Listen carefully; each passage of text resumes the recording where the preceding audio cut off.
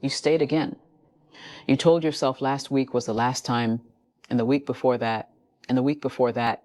You packed a bag once, maybe you even left for a few days, but you came back, and now you're lying in bed at night wondering what is actually wrong with you. Why you can't just leave.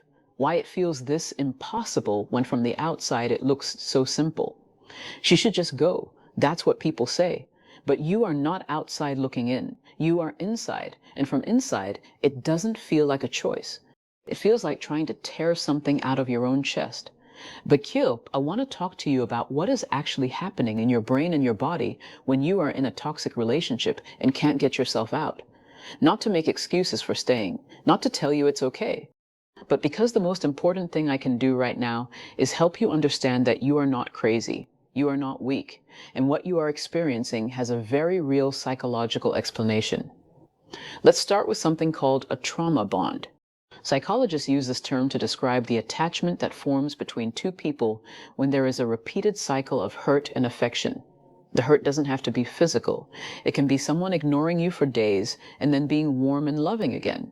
It can be making you feel like you're never enough and then suddenly making you feel like you are everything.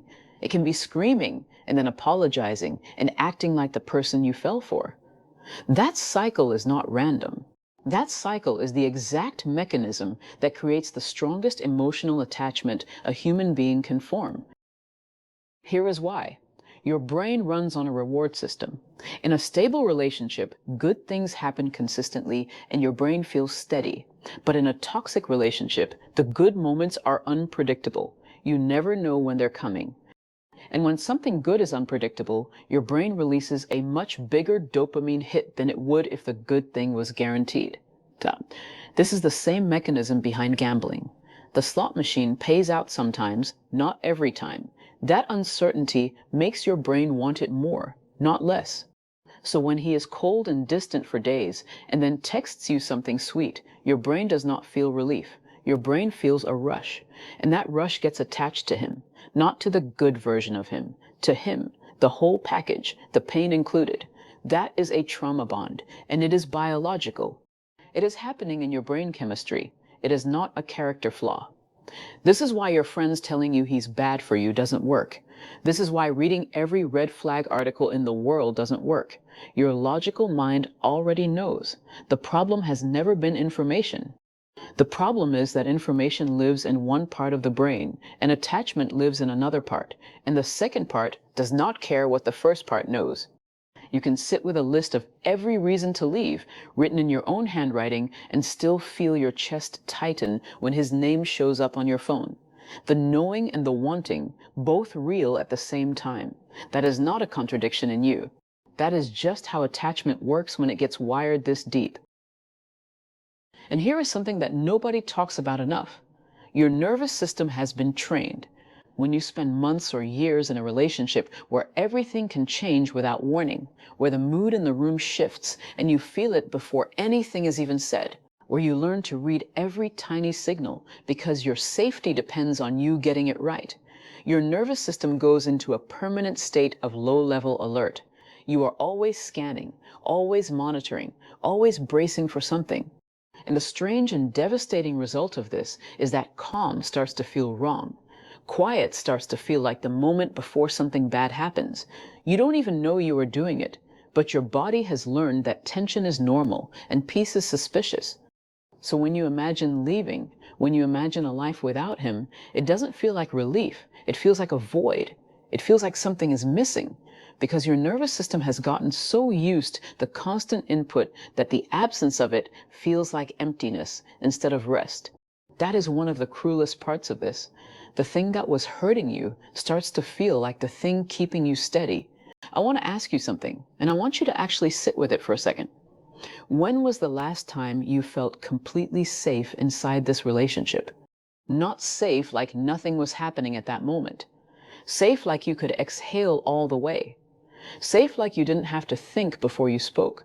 Safe like you didn't feel like you were always one wrong word away from something shifting. If that question is sitting heavy right now, leave me a comment below. Tell me one word. That's it. Just one word for what you feel when you read that. Because I want to know, and I think you need to say it somewhere out loud.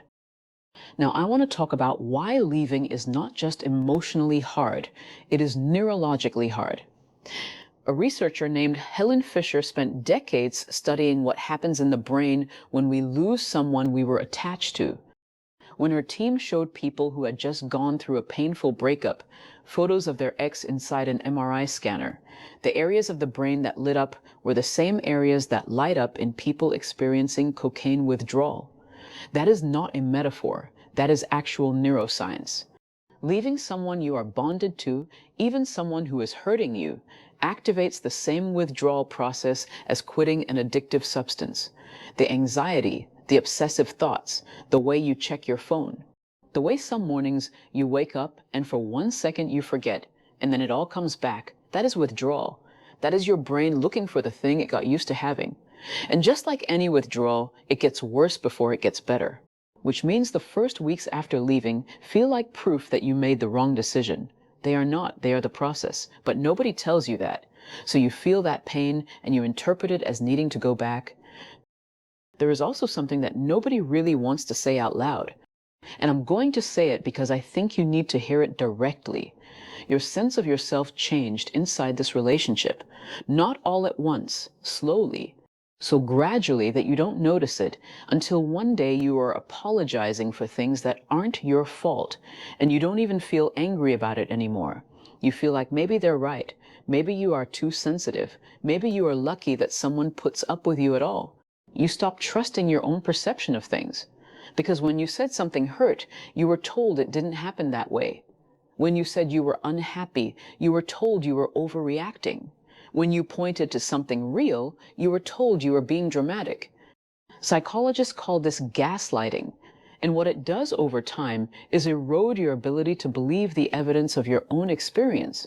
So when you think about leaving, a part of you doesn't trust that the reasons are real enough, doesn't trust that you've tried hard enough. That doubt is not coming from inside you. That doubt was put there. There is a difference, and knowing the difference matters. Think about who you were before any of this, before you learned to apologize for taking up too much space, before you started rehearsing how to say things so they wouldn't get twisted into something else, before you started watching his face the second you walked into a room, trying to figure out what kind of night it was going to be. That watching, that constant reading of someone else's mood before you even say good morning, that is not love. That is surveillance. And you have been doing it for so long, it just feels like normal life now. It is not normal. It was never supposed to feel like this. So what do you actually do with all of this? Because I don't want to just explain the trap without talking about the way out. The first thing is to stop trying to leave based on willpower alone. Willpower is not what keeps you stuck. Your biology is what keeps you stuck. Your nervous system is what keeps you stuck. Willpower is not the right tool for a biological problem. This is why the decision to leave on a Tuesday doesn't hold by Friday. What actually works is not a bigger decision made with more certainty. It is smaller, more specific actions that don't require you to feel ready, because you will not feel ready. Readiness is not a feeling that arrives before you leave. Readiness comes after you have already left and are months into rebuilding. The second thing is getting support before the move, not after. Most people think they will reach out for help once they are out, but leaving is the hardest part. The support needs to come first. A therapist who works with trauma, one real person in your life who knows what is actually going on and can be a physical anchor when everything feels like it's unraveling. A community of women going through exactly this, who can reflect back to you that what you are experiencing is real and survivable. You need someone else's steadiness to borrow until your own nervous system can calm down enough to make clear decisions. That is not weakness. That is how humans are built. We regulate ourselves through other people. The third thing is the hardest to say, but I think the most important. You have to stop waiting for him to become who you need him to be. Not because change is impossible, but because you have been waiting. And while you have been waiting, time has been passing. Real time, your life. And the waiting has cost you things, your sense of who you are, some of your friendships, your ability to trust your own judgment. He might change, he might not. But you cannot heal inside the same environment where you were hurt. That is not how healing works. You can love someone and still know that staying is making you smaller. Both of those things can be true at the same time. The version of you that existed before this relationship, that woman had opinions about small things, what she wanted for dinner, how she wanted to spend a Saturday afternoon. She didn't second guess everything. She didn't apologize as a reflex. She felt things, and she trusted that what she felt was real. She is still there. She did not leave. She got quiet because it was safer to be quiet. But she is in there, and she is worth going back to find. Not because life after this will be easy right away. Not because some future relationship fixes what this one broke, but because you deserve to take up space again. You deserve to finish a full thought without checking how someone else will react to it. You deserve to feel something and not immediately wonder if you're allowed to feel it. That is not too much to want. That is the minimum. If something in this video hit you somewhere real, I want you to keep coming back. I make videos like this every week because I think these are the conversations women need to be having with each other. If you want to be here for the next one, subscribe, no pressure at all. But if something here helped, there is more where this came from.